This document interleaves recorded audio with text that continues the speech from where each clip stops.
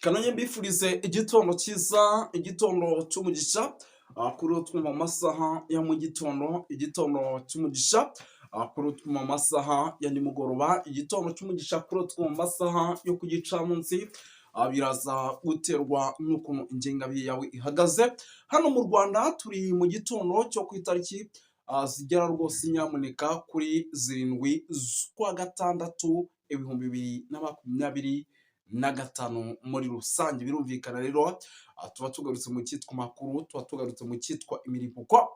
Ni mu gihugu cy'u Burundi ibintu biba bikomeje kuzamba, ariko kandi rwose bikomeje kuba ibindi icyitwa amayeri, icyitwa umwoto w'amakuru yo namaze kuba nyamazana muri iki gitondo. Ariko ngira ngo ku mugoroba w'ejo ntabwo twakoze, hari ibyo twari twagiye gukurikirana, hari amakuru adasanzwe twari twagiye gukurikirana, twari twagiye kuri tele kugira ngo turebe uko situation ihagaze, ariko bibaye ngombwa yuko rwose tugaruka muri studio mu buryo navuga yuko budasanzwe, kugira ngo aya makuru ubundi tuyave imuzi n'imuzingo muri rusange. Tugiye kuba rero dukomoza cyane kuri byinshi bigiye bitandukanye, tugenda tuba updatinga, ariko mbere na mbere murabyizi, mbere yo kugira ngo twinjire muri ano makuru tubanza gusuhuza abantu badukurikira bari mu bice bigiye bitandukanye, badukurikira bari mu gihugu cy'u Rwanda, badukurikira bari mu gihugu cy'u Burundi, badukurikira bari mu gihugu cya Kenya, badukurikira bari Tanzania, ariko Burundi by'umwihariko baba bari muri Coline Mujejuru, baba bari muri Coline Munanira, baba bari muri Coline Mulangala, baba bari muri Coline ya Tongo, baba bari muri makoline agiye atandukanye. Tubaye ikaze tubikuye ku mutima by'umwihariko muri rusange.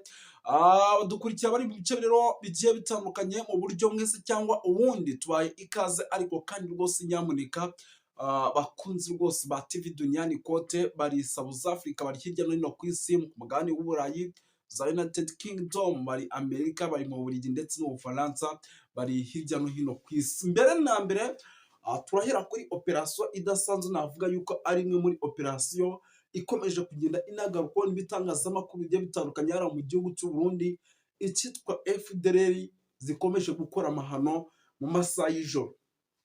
Ibi ndabivuga nshingiye ku makuru nakomeje kugenda nkurikirana, nkora ku mihanda akomeje kugenda aturuka mu mujyi wa Bujumbura, akaba ari amakuru agaragaza yuko isaha ku isaha igihugu cy'u Burundi ari igihugu gishobora kwisanga kirimo kirayoborwa n'izikatanyama z'aba FDLR, kubera impamvu y'uwitwa General Neva wamaze kuzakira mu gihugu cye muri rusange. Ngira ngo ibi ni bimwe mu bintu byakomeje kugenda binavugwa cyane binagarukaho, gusa ibi turaje tubyinjiyemo, yenda muraza kumenya byinshi nyuma, gusa muraza kunyemera tugaruke rwose ku rugo rw'uwitwa rwose General Neva, ni perezida w'igihugu cy'u Burundi, rwongeye rwose kugaragara ruri mu bibazo bikomeye. Iri joro ryakeye abasekirite cyangwa se bamwe mu barinda perezida bongeye guhangana na bamwe mu bagerageje kurasa ku rugo rw'umukuru w'igihugu.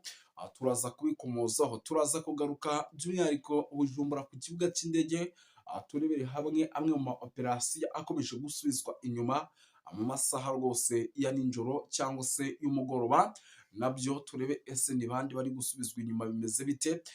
Turaza gukomoza ku makuru menshi agiye atandukanye, tugende tuba updatinga 5 kuri 5, kuko nicyo rwose nyamuneka tuba twaze muri rusange. Turaza kunyarukira mu bice by'ahitwa hano za Gitega, turebere hamwe ikijyanye n'amatora uburyo arimo arategurwa, n'amatora y'abadepite. Amakuru dufite nuko rwose igihugu cy'u Burundi kirimo kirashyiraho gishatse, kirimo kiragerageza kuyiba kugira ngo kibe igihugu n'ubundi gishyizeho abantu perezida yishakiye, cyangwa se n'ubundi abari indani cyangwa se ibifi binini bikeneye. Birumvikana yuko ibyo nabyo ari ikibazo gikomeye, ngira ngo turaza kubyinjiramo turebere hamwe uko situation ihagaze.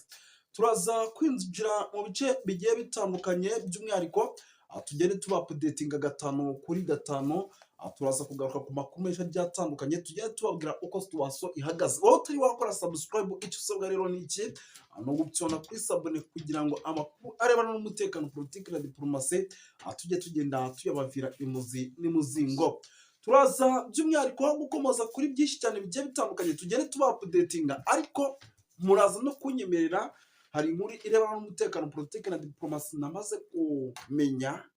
Ni inkuru yatangajwe n'ikinyamakuru cyane kira ku butaka bw'u Burundi bita Soso Media Burundi, igaragaza buryo ki igihugu cy'u Burundi kirimo kirakoresha buri kimwe cyose gishoboka kugira ngo abadepite batanze kandidatire zabo babafate babakubite mu gitebo kimwe, abo badakeneye abo bakeneye aribo bazamura, ari bya bindi abantu bari kuvuga muri guverinoma y'u Burundi ati nyamara iki gihugu kirimo kiragira gitya kigashyiraho abantu kishakiye.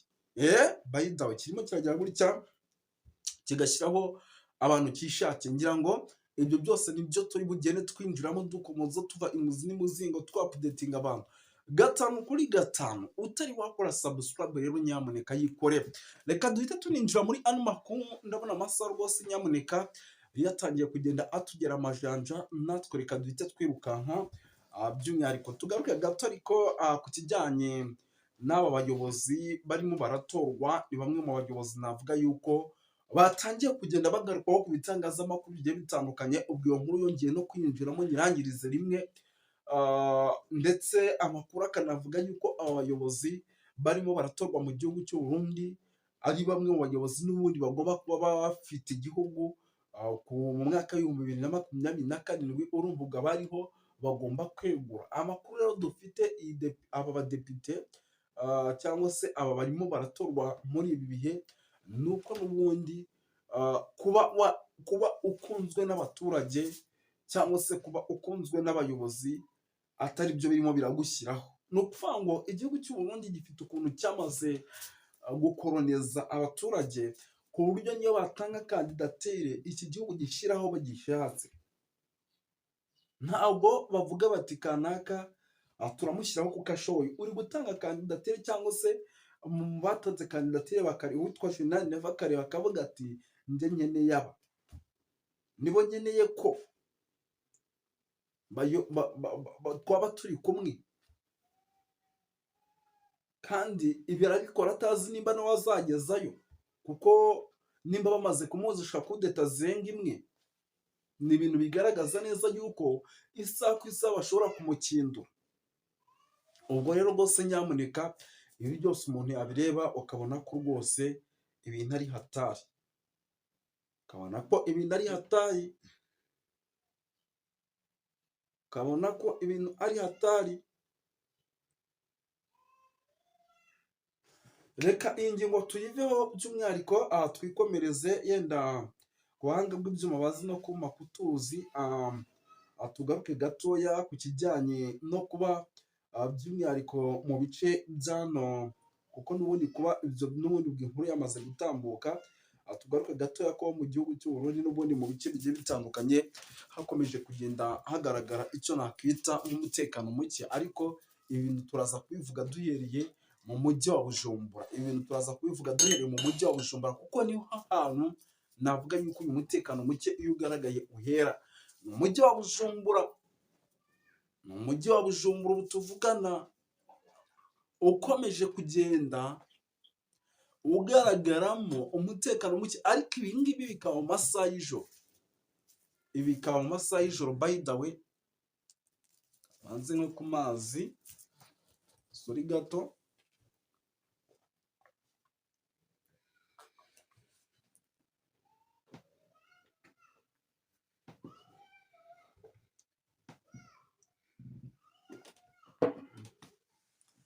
Ibi bikaba mu masaha y'ijoro. Ni ukuvuga ngo nko muri iri joro ryakeye abasirikare bagera kuri 3 baraye basubiranyemo nyuma yo gusahura iduka ry'uwitwa Gisagara.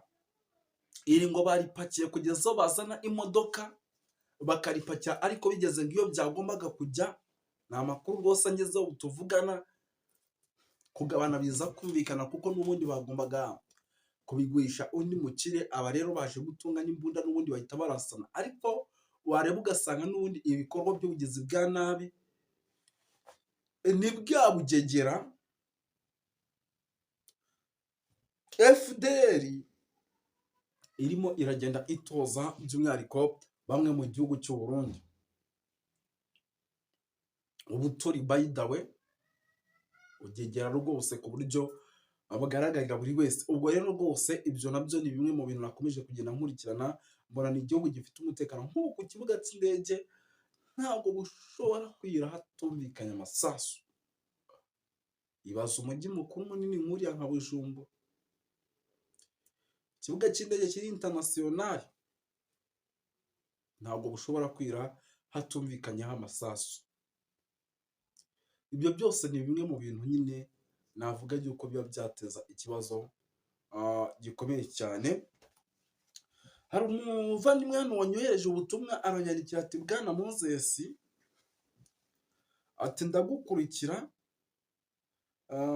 atariko uze kutubariza neza iby'umutekano muke kuko bavuga mu Kirundo nimba uhari, ariko iki kintu ndagenda gisobanuraho gato mbere yuko mva hano ku kibuga cy'indege cy'u Burundi International Bujumbura Airport ikomeje kugenda igaragaramo umutekano nakita yuko ari muke ku ruhando mpuzamahanga ku rwego rwo hejuru.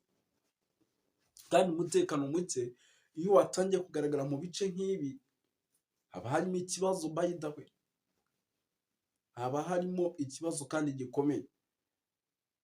Ubu rero yenda ndaje ibingibi ndanabyinjiramo cyane, ariko icyo nakubwira cyo igihugu cy'u Burundi ni uko ari igihugu kiri ahabi, ni igihugu kiri ahari y'indimuka. Mu rugo kwa General Neva umutekano ni muke pe, hahandi wicara uvuga ati isaha ku isaha nyamuneka nyamuneka Imana imfashe batazantera kudeta. Urumva umutekano ni muke. Aha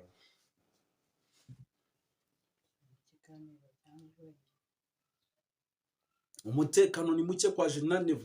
Ni ukuvuga ngo rero ibi byose nyamuneka ni bimwe mu bintu navuga yuko bikomeje kugenda biteza ikibazo gikomeye cyane. Ndabona umuvandimwe yanyandikiye ati amasasu menshi Gitega mu bice bituwe n'abayobozi, ariko ntabwo twigeze tumenya ibiyahatse. Ni bya bintu n'ubundi turimo turagenda tuvuga by'ibijyanye n'umutekano muke bikomeje kugenda bigaragara by'umwihariko hano mu gihugu cy'u Burundi. Reka tugaruke gato by'umwihariko hano Kirundo kugeza amaginganya nayo ikomeje kugenda ibadirishwamo abasirikare.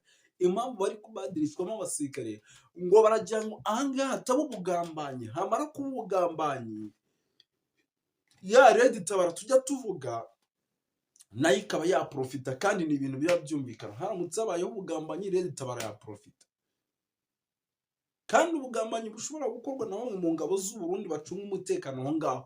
Niyo mpamvu rero ahangaha atashobora kumara umusirikare ukwezi, araza yamara ukwezi bakamubadirisha bakazana umushya, kuko abamaze kumenyera karitsiye, abamaze kumenyera byinshi bigiye bitandukanye. Urumva ni ukuvuga ngo rero ibi bintu nabyo ni bimwe mu bintu navuga yuko bikomeje kugenda biteza ikibazo gikomeye cyane mu gihugu cy'u Burundi. Ni bimwe mu bintu navuga yuko bikomeje kugenda biteza ibibazo bikomeye cyane mu gihugu cy'u Burundi. Ikindi gikomeje kugenda kigaragara hano ni abaturage mu masaha y'ijoro bakomeje kumva ubusahuzi. Ibi bintu biri gukorwa na FDLR, kuko mu bajya kurinda umutekano muri biriya bice nazo ziba zirimo, baba bafanze n'imbonakure. Ubu tuvuga nta n'ubwo ushobora gutandukanya umusirikare wa FDLR ndetse n'imbonakure. Ugiye na hano za Uvira baba bambaye impuzankano imwe, baba baratojwe bimwe, nta hantu namwe ushobora kubatandukanyiriza. Ubu rero rwose ugasanga hano mu gihugu cy'u Burundi nabo bafatikanya n'izi mbonakure ndetse bazigishije ubumayibobo mu bijyanye no gusahura ndetse no gukora ibikorwa by'ubugizi bwa nabi. Tugaruke gato hano mu kibira, ngira ngo turimo turanagenda tunagana ku musozo by the way, ariko muze kumbabarira iki kiganiro mu gisharinge, rwose mu gisharinge, kuko ari ikiganiro navuga yuko ari cyiza cyane. Muze kumbabarira mu gisharinge. Ni ukuvuga ngo rero reka tugaruke gato by'umwihariko hano za ntuza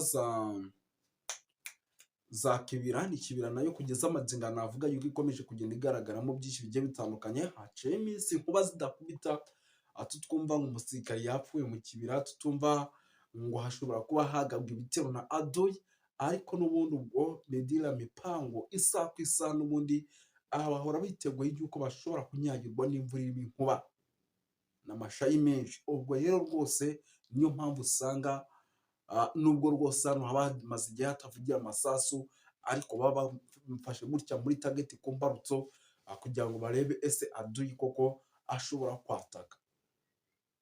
Reka tubashimire rero, tugomba tubifurize kuguma kugubwa neza. Ni Moses wanyu nk'ibisanzwe, turaza kugaruka mu kanya kari imbere.